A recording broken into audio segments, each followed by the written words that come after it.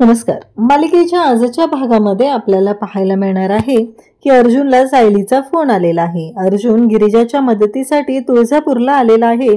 सायलीने अर्जुनला phone केलेला असतो. अर्जुन म्हणतो, बायकोचा फोन, असं म्हणत अर्जुन फोन उचलतो. तेव्हा सायली म्हणते, क्या हो, पोचला का तुम्ही? तेव्हा अर्जुन म्हणतो की हो, ऑलमोस्ट पोहोचतोच आहे आणि माझं नागेश्वर साहेबांशी बोलणं झालेलं आहे. ते गिरिजाला मदत करणार आहेत. आता इकडे अर्जुन आणि सायलीला कुठे माहितीये की नागेश्वर घोरपडेच आता गिरिजाला एका कॉन्ट्रॅक्टमध्ये अडकवत आहे. सायली मात्र अर्जुनला सांगत असते की हो, ते गिरिजाना काहीतरी कॉन्ट्रॅक्ट वगैरे त्याबद्दल बोलत होती.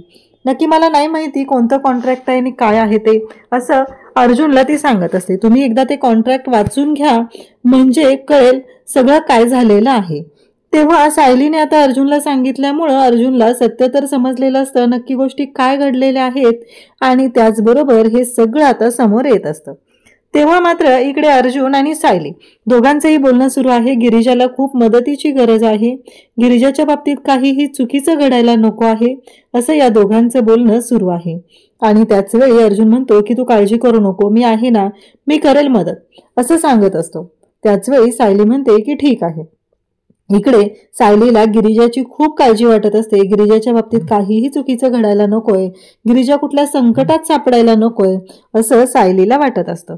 तोपर्यंत इकडे आता महिपत नागेश्वरला फोन करतो आणि नागेश्वरला म्हणू लागतो की नागेश्वर साहेब, भेटून आलोय मी, होईल का? तेव्हा नागेश्वर म्हणतो, भेटायला? आता भेटायला जायची काय गरज होती? तेव्हा महिपत सांगू लागतो की काम करण्याची एक पद्धत असते, मी जाऊन भेटून सांगितलंय की मला हॉटेलसाठी जागा पाहिजे, गावाच्या बाहेर पाहिजे. मग हॉटेलसाठी जागा बघायला गावाच्या बाहेर गेलं की काम करून टाकायचं आहे. हे सगळं बोलणं सुरू असतं. तेव्हा नागेश्वर म्हणतो की असं आहे का, म्हणजे हॉटेलसाठी जागा बघायला गावाच्या बाहेर घेऊन जायचं आणि तिकडे काम तमाम करायचं? तेव्हा इकडे महिपत सांगतो की हो, अगदी बरोबर, त्याच पद्धतीने आता ह्या दोघांचाही प्लॅन ठरलेला आहे. सगुणाला संपवायचंय. महिपतच्या डोक्यात जो प्लॅन आहे तो असा आहे की सगुणाला संपवायचं. एकदा का सगुणात संपली की मग ही जी टिवटिव करते ना ती बंद होईल, असं महिपतच्या डोक्यात सुरू आहे.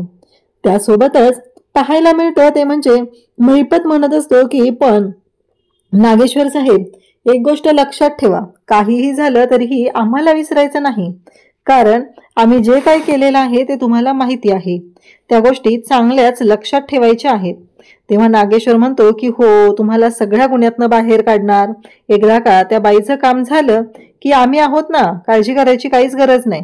महिपत इकडं म्हणतो की बरं झालं, चला मग झालं, आता लवकरच तिचा बँड वाजेल. आता महिपतने ठरवलेलं आहे त्या पद्धतीने सगुणाला मारायचं आहे, कारण सगुणाला मारण्याची सुपारी महिपतला आता नागेश्वरनं दिलेली आहे. महिपतला तर आता स्वतःचे हात किती घाण करून घ्यायचेत ना, हे महिपतला कळतच नाहीये. प्रत्येक वेळेस स्वतःला वाचवण्यासाठी एवढा धडपड करत असतो, पण स्वतःच वेगवेगळ्या गोष्टीमध्ये अडकत चाललेला असतो. त्याच वेळी इकडे अर्जुन आता तुळजापुरात पोहोचलेला आहे. अर्जुन जेव्हा तुळजापुरात पोहोचतो तेव्हा समोर त्याला महिपत दिसतो. अर्जुन म्हणतो की महिपत इथे कशाला आला असेल, हा प्रश्न अर्जुनला पडलेला असतो. अर्जुन म्हणत असतो की नाही, नक्कीच काहीतरी वेगळं आहे, असा विचार अर्जुनच्या डोक्यात सुरू होतो. आणि मग इकडे अर्जुन तर बोलतच आहे तोपर्यंत महिपत तिथून सटकलेला असतो. त्याचबरोबर इकडे पाहायला मिळतं की गिरिजा आणि नागेश्वर दोघंही बोलत असतात. तेव्हा मात्र गिरिजा नागेश्वरकडे पाहत असते. ती नागेश्वरला म्हणत असते की बाबांचं ऑपरेशन. तेव्हा नागेश्वर तिला सांगतो की हो, नक्की होणार बाबांचं ऑपरेशन, काळजी करू नकोस. आधी हे पेपर साईन करायचे, हे कॉन्ट्रॅक्ट आहे, त्या पद्धतीने सगळ्या गोष्टी होतील. गिरिजाला कळतच नसतं की नक्की यांना काय म्हणायचंय. गिरिजा म्हणत असते की चालेल. आता गिरिजा म्हणते की हॉस्पिटलला मी गेले की ऑपरेशन होईल ना, असं म्हटल्याबरोबर गिरिजा तिथून पळत असते. नागेश्वर म्हणत असतो की हो, होणार आहे, पण थोडं थांबा, धीर धरा थोडं, आधी तुम्हाला हे पेपर तर साईन करायला लागतील ना. जर हे पेपर तुम्ही साईन केले नाही तर काहीच उपयोग नाही आणि साक्षीदार म्हणून सुभानराव साईन करतील. खरं तर त्या पेपरवरती वरच्या साईडला लिहिलेलं असतं की हे सगळं एका अंडरस्टँडिंगसाठी केलं जाते, अंडरटेकिंगसाठी केलं जाते, कारण असा करार गिरिजा आणि त्याचबरोबर नागेश्वर यांच्यामध्ये होत आहे की गिरिजाच्या बाबांच्या ऑपरेशनसाठी आता गिरिजाला मदत केली जाते. तर इकडे गिरिजा रुद्रसोबत लग्न करायला तयार आहे. हे सगळं त्याच्यामध्ये लिहिलेलं असतं. बिचारी गिरिजा पेपर साईन करते, पेपर वाचलेले नसतात, आतमध्ये काय लिहिलंय काहीच बघितलेलं नसतं. लिहून देणार, लिहून घेणार, त्या पेजवर गिरिजाने घाईघाईत सही केलेली असते आणि नागेश्वर इकडे म्हणत असतो की फक्त 6 महिने तुला आम्ही झेलणार आहोत. 6 महिन्यानंतर संपलेलं असणार आहे. म्हणजे नागेश्वरने फक्त 6 महिन्यांसाठी हे कॉन्ट्रॅक्ट करायचं ठरवलेलं असतं. इकडे गिरिजा आता पोहोचलेली असते, रस्त्याने धावत निघालेली आहे. तेवढ्यातच अर्जुन तिला दिसतो आणि अर्जुन म्हणतो, गिरिजा थांब थांब, गाडी थांबवतो. तेव्हा गिरिजा म्हणते, अर्जुन दादा काय झालं? तेव्हा अर्जुन म्हणतो की हे बघ गिरिजा, मी तुला काय विचारतोय, म्हणजे तुला मदतीची गरज होती ना, मला सायली म्हणत होती तू कोणतं तरी कॉन्ट्रॅक्ट साईन करणार आहे, केली का तुझी मदत? तेव्हा गिरिजा म्हणते की हो, पण मला ना ते कॉन्ट्रॅक्ट तू साईन करण्याआधी एकदा वाचून घ्यायचं होतं, असं अर्जुन गिरिजाला सांगत असतो. परंतु गिरिजा म्हणते झाले, म्हणजे ते काम झालेलं आहे असं गिरिजा सांगते. अर्जुन म्हणतो म्हणजे ते कॉन्ट्रॅक्ट वाचलंस का तू, साईन केलं का, कोणी मदत केली तुला? मी नागेश्वर साहेबांशी बोललो होतो. गिरिजा म्हणते हो, नागेश्वर साहेबांनीच. आता गिरिजाने ही गोष्ट अर्जुन पासून लपवून ठेवायची गरज आहे का? कारण गिरिजाला मदत करायला तर अर्जुन एवढा पनवेलवरून तुळजापूरला आलेला आहे, पण गिरिजाचं मात्र वेगळंच चालू आहे. गिरिजाचं असं म्हणणं आहे की मी साईन केलेत आणि नागेश्वर साहेब मदत करतात. तर इथे गिरिजाने अशा पद्धतीने सांगायला हवं होतं की नागेश्वर साहेबांनीच ते कॉन्ट्रॅक्ट माझ्याकडून साईन करून घेतलेलं आहे. परंतु गिरिजाला मात्र इथे ते बोलायचंच नाहीये. तर गिरिजाला फक्त बोलायचं आहे ते म्हणजेच नागेश्वरने तिच्याकडून कॉन्ट्रॅक्ट साईन करून घेतलेला नाहीये, तर नागेश्वरने तिला मदत केली असं तिला समोर आणायचं आहे. इकडे अर्जुन तिच्या मदतीसाठी आलेला आहे, पण गिरिजाला मात्र त्या गोष्टीचं काहीच वाटत नाही. खरं तर गिरिजा ज्या पद्धतीने या सगळ्या गोष्टी वागत आहे, बोलत आहे, स्वतःच्या स्वतः निर्णय घेत आहे, तिला जराही जाणवत नाहीये की आपण याच्यामध्ये अडकलं जातोय, हा नागेश्वर चांगला नाहीये. प्रत्येक वेळेस सगुणा मावशी तिला सावध करण्याचा प्रयत्न करत आहे, परंतु गिरिजाला मात्र ह्या गोष्टींबद्दल काहीच एवढं गांभीर्य राहिलेलं नाहीये. आता अर्जुनला म्हणते की मला गेलं पाहिजे, बाबांचं ऑपरेशन आहे, म्हणून घाईघाईत हॉस्पिटलला येते. डॉक्टरांना ती विचारते ऑपरेशनचं. डॉक्टर येतात बाहेर आणि सांगू लागतात की हो, गुड न्यूज आहे, ऑपरेशन सक्सेसफुल झालं. म्हणजे आपला बाबा वाचलेला आहे ही गोष्ट आता खरंच बरी वाटत असते. गिरिजालाही बरं वाटत असतं आणि मोनूलाही बरं वाटत असतं. तेवढ्यातच सुभानराव तिथे येतात. सुभानरावांनी एक बॅग आणलेली असते, ती बॅग गिरिजाकडे देतात. गिरिजा म्हणते की यात काय आहे? तेव्हा ते सांगतात की साहेब सांगतील, आणि साहेबांनी पाठवलेलं आहे. असं सांगितल्याबरोबर इकडे गिरिजाला आता प्रश्न पडतो की यात असं काय आहे, म्हणजे यात कोणत्या गोष्टी आहेत, हा प्रश्न गिरिजाला असतो. तेव्हा साहेबांना फोन केला जातो, म्हणजे नागेश्वरला फोन लावून सुभानराव तो फोन नागेश्वरचा आहे म्हणून इकडे देतो.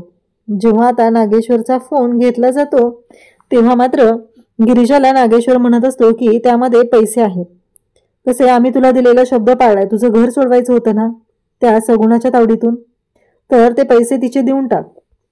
एकदा का तिचे पैसे दिले की नंतर बाकीच्या गोष्टी क्लिअर होतील. आता बाकीच्या गोष्टी काय क्लिअर होतील, तर तुझ्या भावाच्या शिक्षणासाठी सुद्धा भरपूर पैसा त्यातून शिल्लक राहील. आणि तिसरी महत्वाची गोष्ट म्हणजे आम्ही तुला शब्द दिलेला होता की ज्या व्यक्तीमुळे तुझ्या वडिलांना किडनॅप करण्याचा प्लॅन केला गेलेला आहे त्या व्यक्तीला आम्ही जेलमध्ये पाठवलं. म्हणजे तुला दिलेल्या तुझ्या 3 अटी आम्ही मान्य केलेल्या आहेत. तुला सांगितलेलं होतं त्या पद्धतीनं त्या 3 अटी मान्य केलेल्या आहेत. तर आता तू लग्नाला तयार हो, तुझा शब्द तुला पाळावा लागणार आहे. आता गिरिजा ते पैसे घेते आणि सगुणा मावशीकडे येते. सगुणाला तो व्हिडिओ दिसलेला असतो. सगुणा खूप रागात असते आणि सगुणा म्हणत असते की का हे सगळं, म्हणजे ही गिरिजा त्या नाग्याच्या घरची सून होणार आहे, त्यांच्याशी नातं जोडणार आहे. तेवढ्यातच दारात गिरिजा येते आणि मग सगुणा तो मोबाईल फेकून मारते आणि गिरिजाला म्हणते हिम्मत कशी झाली तुझी माझ्या घरात पाऊल ठेवण्याची, चल निघ, चालती हो, त्या नाग्याच्या कुठल्याही माणसांनी माझ्या दारात यायचं नाही. एवढंच इकडे आता तिच्या डोक्यात सुरू असतं. आणि तेव्हा मात्र आता गिरिजा ही तिथं आलेली आहे. तेव्हा ती म्हणते की मावशी एकदा ऐकून घे, माझ्या पुढे कोणताच पर्याय राहिला नव्हता ग, मग मी काय करणार होते ते सांग ना. जर माझ्या पुढे पर्यायच नव्हता, सगळे पर्याय बंद झालेले होते, मग मी काय करणार होते? तुला नाही समजणार मावशी, बाबांचा जीव वाचवायचा होता आणि त्याचबरोबर डोक्यावरचं छप्पर पण गेलेलं होतं. तर या सगळ्या गोष्टी व्यवस्थित होणार होत्या हे मला माहिती होतं आणि म्हणून तर मी हा लग्नाचा निर्णय घेतलेला आहे. इकडे नागेश्वर आता भेटायला आलेला असतो, तो म्हणजे उर्वशीला भेटायला आल्यानंतर नागेश्वर हा उर्वशी सोबत बोलू लागतो. उर्वशी म्हणते, म्हणजे म्हणायचंय का तुम्हाला, असं उर्वशी विचारत असते. तेव्हा मात्र नागेश्वर म्हणतो की हे बघ, कसं आहे माहितीये का, पाण्यात राहून तू जर मगरीशीच वैर करायला लागलीस तर कसं शक्य आहे. कारण एक गोष्ट लक्षात ठेवायची. तर इकडं उर्वशी म्हणत असते, म्हणजे काय म्हणायचंय तुम्हाला. खरं तर उर्वशीला सुद्धा धक्का बसलेला असतो आणि उर्वशीचं असं म्हणणं असतं की काहीही गरज नव्हती हे सगळं करण्याची. हे सगळं जे काय झालेलं आहे ना, ते इकडे तुमच्यामुळे झालेलं आहे. तुम्ही स्वतःची कातडी वाचवण्यासाठी मला इथे जेलमध्ये पाठवलेलं आहे. तुम्ही जराही विचार केलेला नाही दादासाहेब. तेव्हा नागेश्वर म्हणतो की तुझ्या मूर्खपणामुळे, तुझ्या नवऱ्यामुळे आजपर्यंत आमची प्रतिमा मलिन झालेली होती, पण आज तुला जेलमध्ये पाठवून आमची प्रतिमा अगदी उंच आकाशामध्ये अगदी उडत आहे, असं तो बोलत असतो. त्याचवेळी इकडे सगुणाला समजवायचा गिरिजा प्रयत्न करत असते. गिरिजा म्हणत असते की हे बघ सगुणा मावशी, माझ्याकडे पर्याय नव्हता, व्याजासहित सगळे पैसे मी आणलेले आहेत आणि हे पैसे घे, असं गिरिजा तिला सांगू लागते. तेव्हा इकडे राग येतो, तो म्हणजे सगुणाला. त्या नाग्याच्या पैशांना मी हात सुद्धा लावणार नाही, असं म्हणत सगुणा गिरिजावरती ओरडायला सुरुवात करते. ती म्हणत असते की काय गरज आहे त्या नाग्याचे पैसे, मला नको आहे तिथं. गिरिजा म्हणते की हे बघ, व्याजासहित सगळे पैसे आणलेले आहेत आणि मला चावी दे. इकडे नागेश्वर म्हणत असतो की एक गोष्ट लक्षात ठेवायची दीदी, कसं आहे, तुम्हाला मी प्रत्येक वेळेस सांगितलेलं होतं, पण तुम्हाला ऐकावंच वाटलेलं नाहीये. आणि आता हे सगळं जे काही घडत आहे ना, या सगळ्याला जबाबदार कोण, तुम्ही स्वतः आहात. तुमच्या नवऱ्यामुळं आणि तुमच्यामुळं आमची प्रतिमा पूर्णपणे मलिन झालेली होती, पण आता आम्ही उंच आकाशात भरारी घेऊ शकतो, ते म्हणजे तुमच्यावर हे सगळं केलेलं आहे त्याच्यामुळं. आता मात्र उर्वशीला राग येतो. उर्वशी म्हणत असते की प्या नळाचं पाणी, इथं पाणीच प्या, चहा कॉफी तर काही मागवू शकत नाहीये, मी तेच पिते, बघा तुम्ही एकदा. नागेश्वरने बरोबर तिला लायकी दाखवलेली असते आणि तिला सांगितलेलं असतं की नाही, आता काहीही झालं तरीही आता माघार नाही, तुम्हाला गरज नाहीये ते आम्हाला माहिती आहे, पण आम्ही तुमच्यासाठी एक वकील देतोय, बाहेर या 2 दिवसामध्ये. तेव्हा तिचं म्हणणं असतं उर्वशीचं की काही झालं तरीही यांच्यामुळे माझी अवस्था अशी झालेली आहे, रुद्र आणि त्या मुलीचं लग्न मी होऊच देणार नाही, असं इकडे तिने ठरवलेलं आहे. गिरिजा म्हणते की हे बघ मावशी, हे पैसे ठेवलेले आहेत, अगदी व्याजासहित ठेवलेले, तुझं जेवढं व्याज होतं तेवढं ठेवलेलं आहे आणि जर तुला चावी द्यायची नसेल तर मी माझ्या घराचं कुलूप तोडून टाकते, असं इकडे गिरिजा स्पष्टपणे म्हणालेली असते. तेव्हा मात्र इकडे उद्याच्या भागात आपल्याला पाहायला मिळतं की गिरिजा आता घोरपडेंच्या घरी आलेली आहे आणि ती स्टोर रूम मध्ये जाते. स्टोर रूम मध्ये गेल्यावर तिथं असलेला पाळणा, तिथल्या वस्तू पाहून गिरिजा हादरते. त्यात तिला एक बाई दिसते, तिच्या हातामध्ये लहान लेकरू असतं, ती त्या बाळाला झोपवत असते. गिरिजा म्हणते की कोण असतील ह्या आणि मी का घाबरले यांना बघून, मला कळत नाहीये नक्की काय झालेलं आहे. मग गिरिजा पाळण्याच्या जवळ जाते. त्या पाळण्यामध्ये जे खेळणं असतं ते खेळणं पाहत असते. गिरिजा म्हणते की या सगळ्या वस्तू कुठेतरी पाहिल्यासारख्या वाटतात, कुठेतरी आपल्याशा वाटतात, नक्की काय याच्या मागचं गूढ रहस्य, हा प्रश्न गिरिजाला पडलेला असतो. अशाच अपडेटसाठी चॅनलशी कनेक्ट राहा. त्याचबरोबर आता प्रवासला बोलायला दत्तू गेलेला असतो आणि दत्तू त्याला म्हणत असतो की 25 वर्षापूर्वी जी मुलगी तू माझ्या ताब्यात दिलेली होती ती मुलगी म्हणजेच गिरिजा आहे.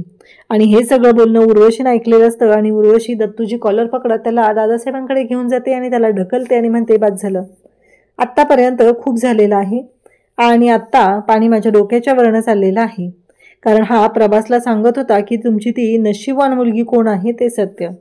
अशाच अपडेटसाठी चॅनलशी कनेक्ट राहा. थँक्यू.